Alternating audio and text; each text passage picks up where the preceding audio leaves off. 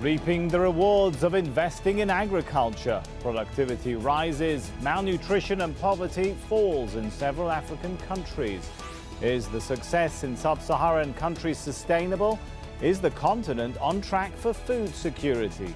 This is Inside Story.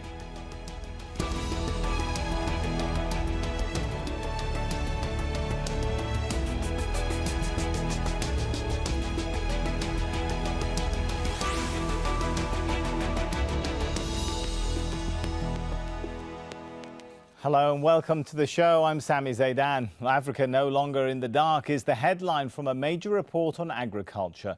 It says governments which acted early to invest in farming are seeing significant growth. Malnutrition and poverty levels are falling in some of the highest risk countries where people don't have enough to eat.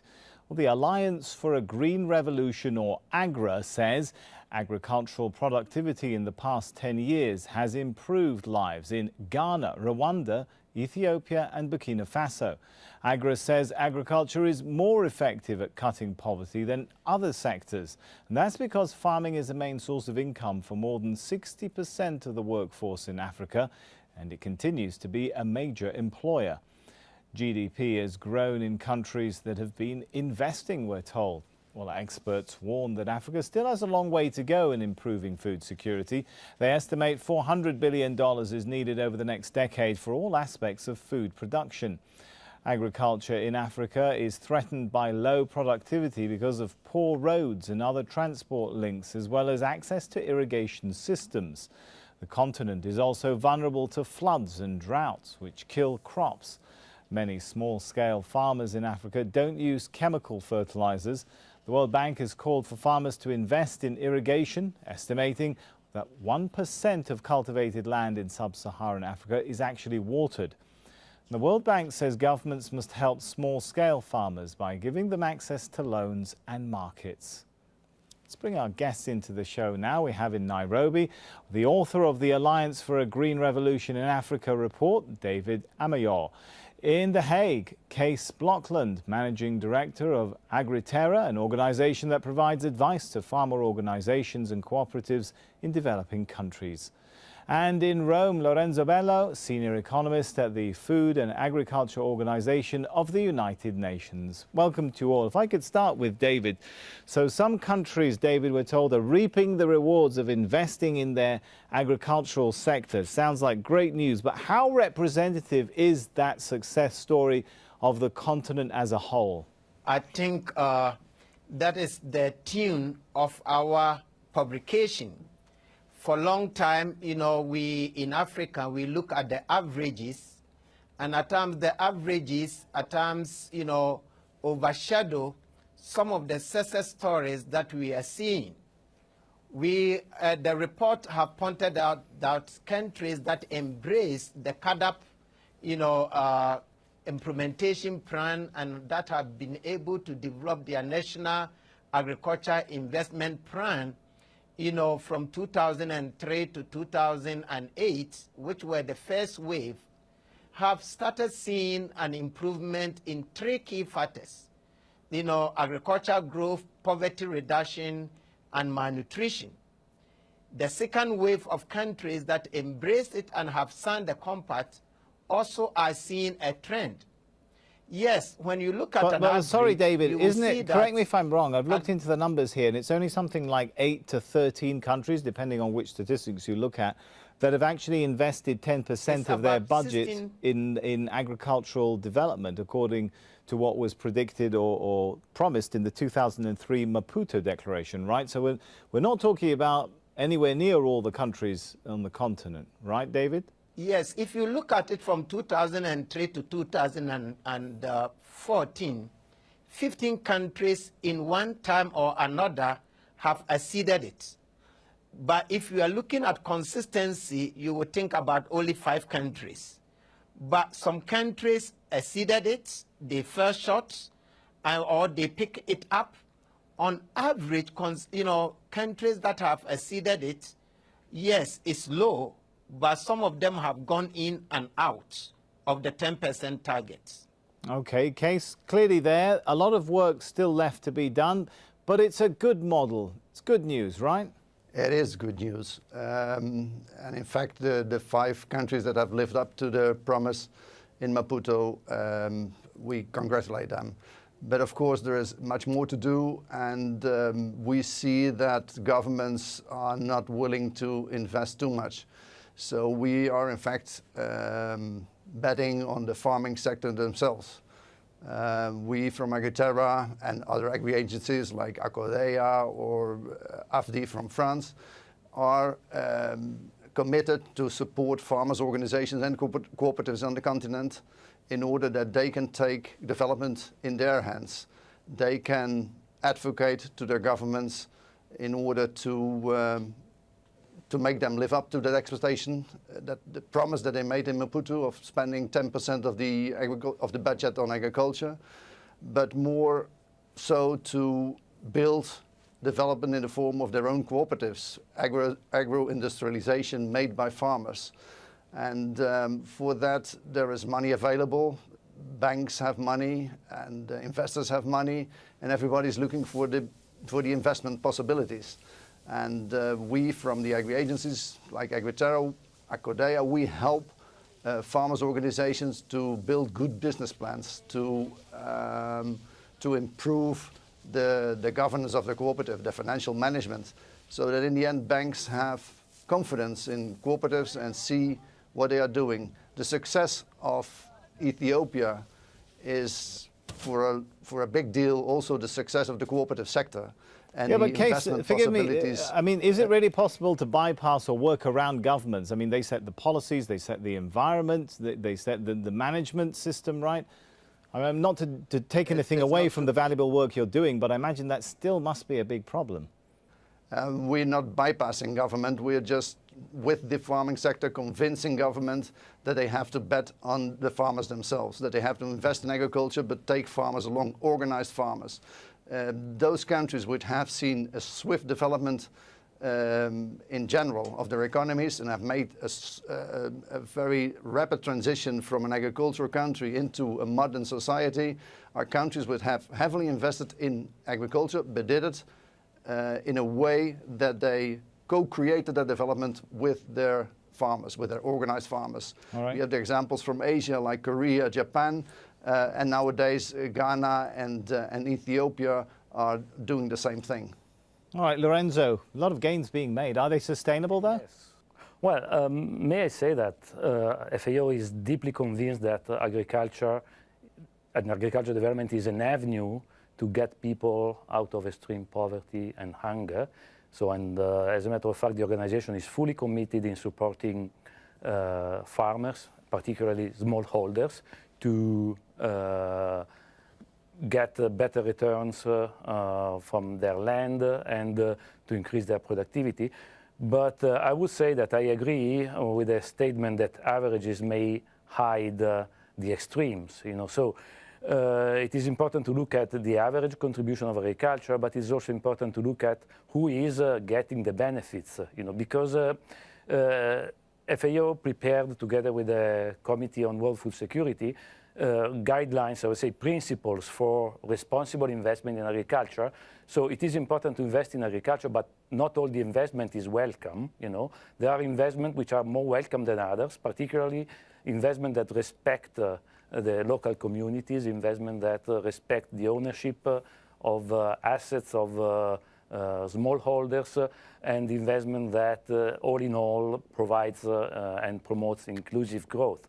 Otherwise, we may have investment, we may have increase in agricultural output, we may have all these nice things, but eventually we will not achieve a reduction or an elimination of hunger in Africa. Also in view of the fact that population is going to grow very fast, and we expect to have more than 1 billion additional people to 2050. So, and this is a challenge indeed. That is a challenge. I'm glad you mentioned those 2 points. Let me take them back to David. I mean, are these gains, these hard-earned gains, sustainable, given some of the challenges which Lorenzo is mentioning there? Investment itself, it's a great thing, or if it's badly managed, can be a destructive force within local communities. Population growth. I mean, are these countries putting a plan together to hang on to what they've achieved? I cannot agree with Lorenzo and the second speaker more. You know, what Africa is looking for, and for us to be able to sustain the marginal growth that we are getting and for us to maintain it, you know, we need both the public and the private sector. But there is one thing I want to emphasize. Since Maputo, attention have focused on agriculture. Government have committed to agriculture. Agriculture have come to the forefront, and for the first time, you know, government have taken ownership of the growth of agriculture. That is a first step. You need a good policy environment. You need other infrastructures that private sector may not be able to invest in. Even for the private sector to come in, you need a conducive business environment, you know, and countries like Kenya, countries like Rwanda are improving their indicators for private sectors to come in. And I think that is what this report is talking about. This report talks about 7 critical areas that we need to pay attention to in order to have sustainable, inclusive, and broad-based agriculture growth. How much of that has actually happened then, David? And how much of private the investment environment has been sorted out in African countries to encourage sustained investment? You will see that in 1995 to 2003, the average investment in agriculture, you know, taking the country average, was 128.55 million. In 2008 to 2014, it has risen to 219.62 million. That is the average investment. Okay, hold on to that thought. Hold on to that thought. You made a good point there with the average. Let me take the average back to someone I know doesn't like averages as much as you do, David. Lorenzo, are these averages perhaps masking some of the challenges that remain in Africa? We often talk about the problems of mismanagement and corruption in African countries. FAO, WFP and the FAD prepared a report last year, which is Achieving Zero Hunger, the critical role of investment in social protection and agriculture. So because we are aware of the fact that there are some people that require immediate protection. They require immediate availability of income to buy food. They say hungry people don't need to wait until the economic systems develop to get their food. They need food now. So social protection is a key factor that governments have to take care of. But at the same time, of course, it may not be sustainable in the long run. So we need my also question, to invest Lorenzo, in is: are governments activities. taking care of that in general? Can you generalize across the board and say overall, governments are taking care of that? Our report has been well received by our member countries. All the governments in Africa are aware of the need to invest in social protection and agriculture. And of course, we are an international organization. We can't force governments to do things, but we partner with our member countries and we promote good investment and inclusive investment in agriculture as a device to relieve people and to get them out of extreme hunger. All right, I can see and poverty. Kees has something. May I say that you mentioned? Yeah, sorry to say, but you mentioned one of the issues, which is corruption. Corruption is a signal of bad governance, bad institutions, and I may mention also the work done by the Economic Commission for Africa in 2014. They estimated that 50 billion of income leave Africa through illicit financial flows. Okay, this good. 50 billion is more than half of the income needed to get people out of extreme poverty. Let's transition to Kees, because I could see you wanted to come in on that point. Go ahead, Kees. Well, it's not so much about corruption, but it's about governments in general. They are not going to guarantee that the people have food enough. In the end, it's a solid economy and people who have employment. Once everybody has employment and an income, they will have food. I've never seen anybody with a decent job without food. So the key question is, how do you get economic development in a way that the transition takes place from agriculture, where now massively people are in without very much perspectives. It's a kind of unemployment subsidy. Therefore, they are in agriculture. They have to go out of agriculture. Most of them have to go out of agriculture and move into other sectors of the economy, industry and services. And in the end, that transition is very delicate, because in that transition, you get a lot of imbalances. And therefore, that transition is very key. And you can only do it if you do it with the help of organized farmers. And that's our point. And that we bring in top-notch experts to work on that, to work on proposals to government on how to make the transition, to work with cooperatives to make them bankable, to work with farmers' organizations in order to make them bring good services to the members and become good entrepreneurs. And that's in the end what happened, because it's not governments who will feed the world, it will be farmers who feed the world. All right, I'm going to come back to you on that point. I fully agree with what you said. Let me give David a chance. Can I come in here? Yeah, let me give David a chance. Go ahead. Yes, I agree with Kees very well, and that is how we define agricultural transformation. We said that agricultural transformation happens when majority of Africa's smallholder farmers have moved from subsistence level farm-centered approach of farming to more of commercial, productive, and highly growth method, which most of them are going to move to on-farm activities. Nobody in Africa is saying that government have to do everything, but government have to create the incentive. Two, corruption is not, Africa doesn't have the sole ownership of corruption. Corruption is everywhere, Asia, America, Latin America, everywhere there is corruption. But I come back to the case, what Kees is saying, that if we are able to spur economic growth, that citizens, farmers, youth on this continent are able to take off farm activities, they will be able to improve their livelihood. So yes, all those problems are there, and that is why this year report we're saying that we are not overlooking those problems. But amidst all these problems, there have been a growth, and we have to look at what have incentivized those growths and how do we work on it to be able to sustain and improve the African continent. Everybody, it's easy for everybody to tag Africa sorry to say, with all those negativity. All right, but let's give Lorenzo a chance. In Africa, he wants to comment on that. We shouldn't overlook I get your point, David. Let's see the glass as half full rather than half empty. Go ahead, Lorenzo. Yeah, I wanted just to intervene to specify something. You know, now you have a smallholder. The assets of this smallholder is a plot. Okay, it's a small plot, fine, but he has an asset.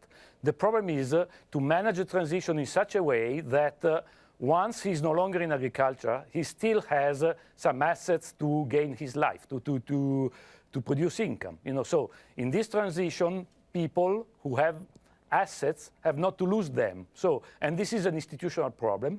This is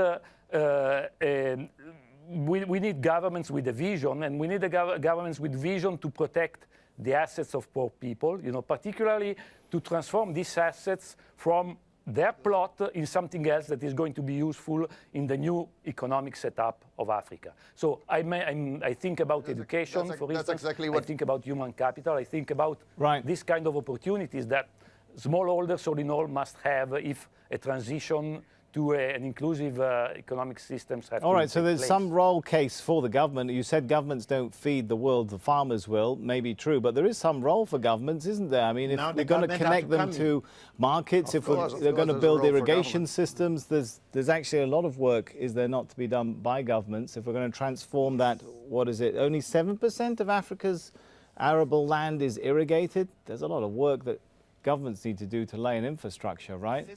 Case? You know, and I take it from Lorenzo. It's a question if governments are going to do that. And I fully agree with Lorenzo. It's about assets that have to be preserved in the transition.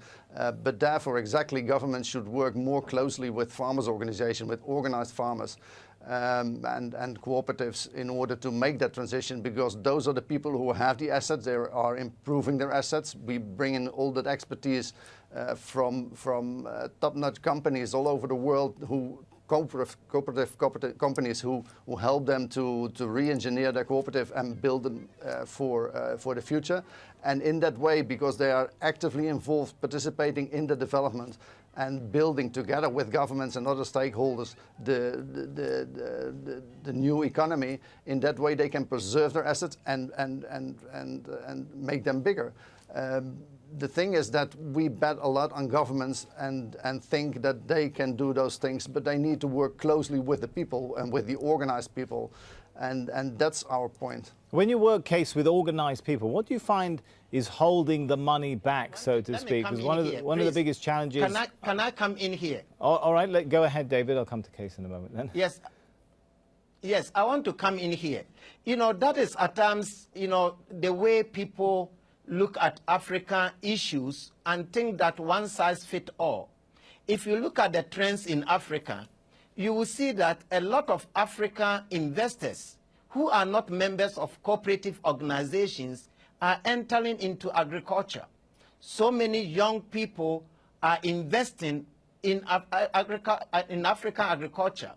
We have done so many programs. AGRA have done so many programs where we started with only a few seed companies in Africa, and now we have Africa private sector, private entrepreneurs who have started their seed companies from zero. They are not members of David, hang on. If that's true, then why is finance, David? Why is finance still considered? Is it not the biggest challenge to small farmers and agro-businesses? What we are saying is that as productivity, as land and labor productivity goes up, agriculture is not only production. Agriculture starts from R&D to distribution of input, to land production, to post-harvest handling, to marketing, to processing, right down to the consumer table. So if you go to, let's say, a cooperative organization that is doing only production, you need another cooperative organization to maybe take care of the marketing. You need somebody to take care of I can see Kees is shaking his head in disagreement. David, let's give him a chance to come in on this. I think the cooperative movement also in Africa is very active in building industries, plants to process agricultural produce.